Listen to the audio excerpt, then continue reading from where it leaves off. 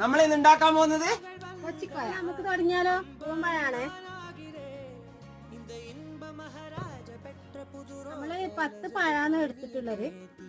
ഇതിലേക്ക് നാരങ്ങ നീര ഒഴിക്കുന്നത്. ചെറിയുള്ളിയും വെല്ലം കൂടിയിട്ട് നല്ലവണ്ണം മിക്സ് ആക്കുക. മിക്സ് ആക്കിയത് ഇതിലേക്ക് ചേർക്കുന്നുണ്ട്. അടുത്തത് പഞ്ചസാര. നല്ലവണ്ണം ഒന്ന് മിക്സ് ആക്കുക, ഉടച്ചെടുക്കുക.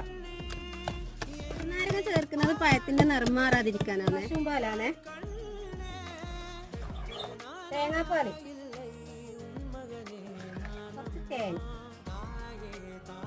കൊയ ഇവിടെ റെഡിയായി. തിന്നുന്ന രീതി കാണിച്ചു തരാം.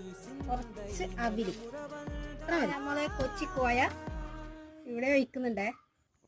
ഇത് തിന്നുന്ന രീതി ഉണ്ടാക്കണ്ടേ.